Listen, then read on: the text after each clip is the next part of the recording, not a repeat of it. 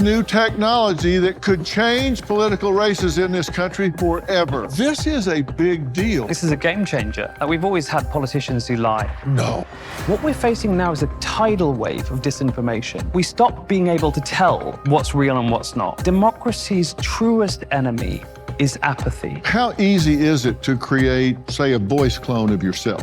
Very easy. It's a matter of seconds. That's scary.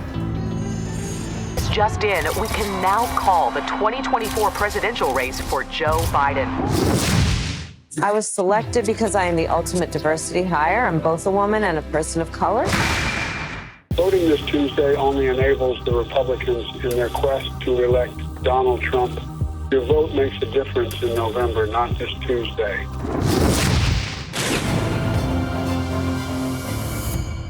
Well, some of those images you just saw were created by the Center for Countering Digital Hate, a nonprofit organization working to stop the spread of online hate and disinformation. Imran Ahmed is the organization's CEO. His recent report, Fake Image Factories 2, How Midjourney is Failing to Prevent the Creation of AI Images that Threaten Elections, calls for urgent measures to combat misinformation and hold tech companies accountable. So, Imran, it's good to see you. It's good to see you. This is a big deal, right? I think this is a game changer. And we've seen over the past few years a sort of a growth in the amount of lies in our politics. We've always had politicians who lie. No. But what we've seen now is a radical shift in which there are, in fact, lies as sort of the sheer bulk of them almost outweigh the truth. Right. And that's making it more and more difficult for voters to make a legitimate choice. Look, here's the truth. We have a right to make a decision, to hold our opinions, and they are protected by the First Amendment on candidates. But we want to know that we are holding those opinions based on facts and on truths.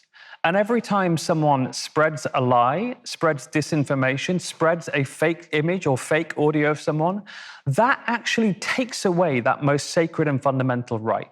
It makes a mockery of it. And we're seeing that grow and grow over time. And now we're seeing AI. Gosh, the cost of production of one of these things is literally zero. And then the cost of distributing it to potentially millions, tens of millions, hundreds of millions of American people and billions around the globe is, again, zero. And that's a charter for bad actors.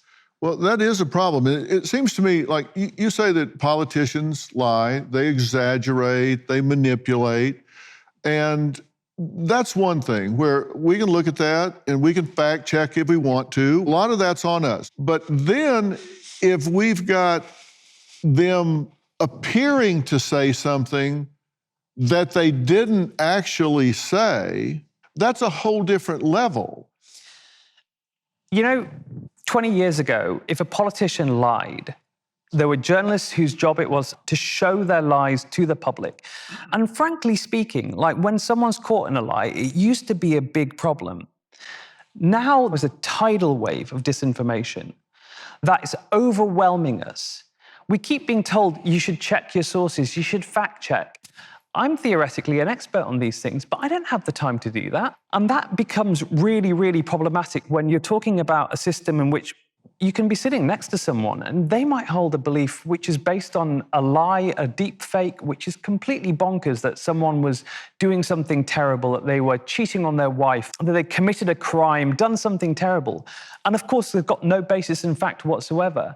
And that actually, it fractures our society even more. Like I think we've all had enough of Christmases or Thanksgivings where you can't talk to 5 members of the family around the table because they say something completely bonkers. We'd like to have a little bit more truth and a little bit less lies in our politics. Well, we have a real story about someone who experienced a deep fake. Paul Vallis ran for Chicago mayor, but he narrowly lost by just 4 points in the Democratic primary. And he blames, at least in part, a deep fake recording that sounded just like his voice, but spread a very controversial message that is opposite to everything he stands for. Take a look at this.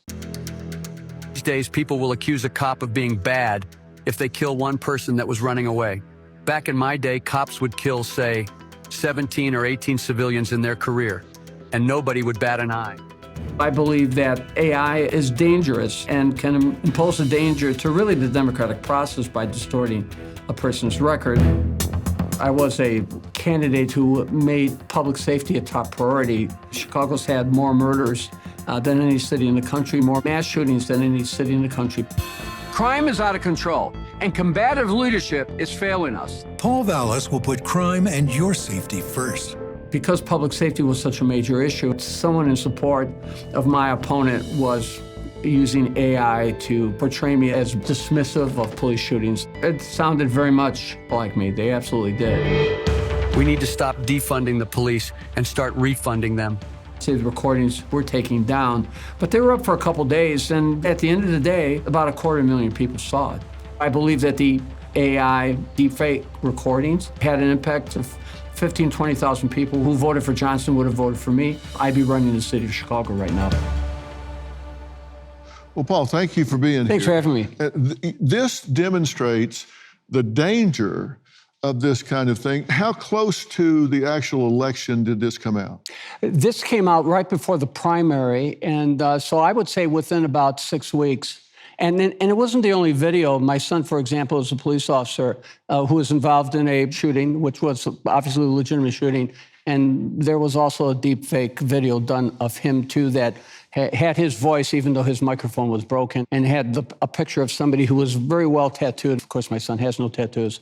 And, of course, that one spread. And I spent about 2 days answering media questions about it, too. So clearly there was this desire to portray my stance on public safety as someone who did not believe in police accountability, and for somebody who kind of simply dismissed the shootings of civilians. Do you know who created the deepfake? No. That's the problem. Yeah, that's the problem. And what happens is, even when they take it down, of course, people continue to repost it over and over and over again. So it was a constant reminder. But, it is what it is. I'm an old history teacher, so I like to point out that if you read the ancient historians, when they talk about characters going back 2,000 years, it pretty much sounds like the personalities and the jealousies and the egos that you experience today. It's right. The problem is, people have been trying to describe or create alternate narratives on their opponents for really centuries. It's just our technology has become more advanced. Right, and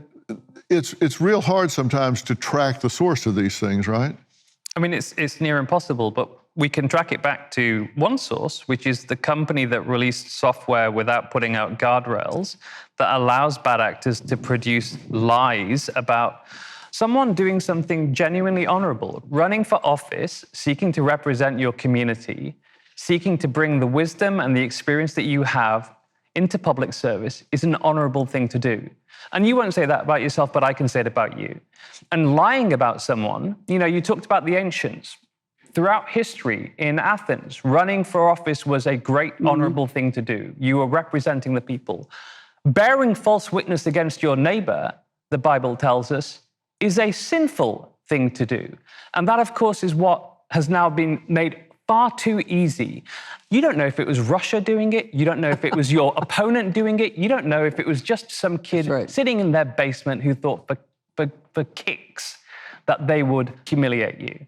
And that's what makes this so problematic. How did this affect you personally? It really didn't affect me much because I kind of expected it and I wasn't surprised. I mean, we have people that were hacking our websites to have me posting likes of things that people were posting that said derogatory things about, for example, the city mayor. And newspapers ran stories of that. And of course, at the end, they gave my denials that that was actually me. But the bottom line is politics is a contact sport. I mean, Jefferson financed a publication that called George Washington a traitor. So at the end of the day, you just have to deal with it. Plus, I come from a family of 5 veterans, 4 police officers, 2 firefighters. We're really tough. So we just moved on. Yeah, it's tragic, though. Yeah, and the thing is, it's almost impossible to unring this bell. It is. And there has been research that does verify that a lie travels faster than the truth. It was MIT that did that research that says a lie travels 6 times faster than the truth because it is scandalous, so people are interested. It's simpler because it doesn't have to have detail. There are a number of reasons, but once people see that and make up their mind about that, you can come back out and put out a video and say, that's not true, that's not true, that's not true. But if 250,000 people have seen that, That's right. and some of them believe that, look, we are a society, I won't say that we've all got ADD, but we are a headline-driven society. We read the headlines, not the details, and when you put up a correction, it doesn't get the same attention that the scandalous headline got. And you're also torn between, do you respond and draw more attention to it? It's a double-edged sword, so that's the dilemma that you run into. Well, that's called the Streisand effect, which is actually a real effect. One time that Barbara Streisand was trying to suppress some photos of her house. She filed a suit to suppress the photos in this publication, and it went from being seen this many times to like 1 million times. Because if you put your name behind it, a celebrity puts their name behind trying to suppress it, that's like throwing gas on a fire. So you're kind of in a catch-22. I mean, I think there's 2 things that are really important here. One is that, of course, on these platforms, they're never held accountable. So you're dealing with 2 things. You're dealing with a generative AI platform that produced a deepfake of you. Then you're dealing with social media that allows the transmission of that deepfake to people in your community and all around the world. And in neither of those instances can the company be held accountable. And that's because the framework that we have for holding accountable social media companies, generative AI companies, it's not like the ones that you have to respect here. You have to think about the things that you say. You have to be careful not to lie to people, not to defame people. You have a standards department that will think about these things. But these platforms have no accountability whatsoever. In fact, they have no transparency whatsoever. So it's almost impossible to tell. And the second thing is that the Streisand effect is, that's from the pre-digital era, and it was true back then. In the digital era, it's being turbocharged because the way that platforms work is they decide what content wins and loses. They tell us it's a free speech platform. Sure, whatever. I don't want to hear the voices of 4 billion people in my ears all the time. Make me go crazy. So they decide what wins and what loses. And what wins is the thing that gets most engagement. What gets most engagement is often lies and hate. And often it's not the people saying, I agree. It's the people saying, that's dangerous, that's hateful, that's horrible, or you need to be careful, that might not be true. But actually that ironically drives further visibility for it because of the way that their systems work.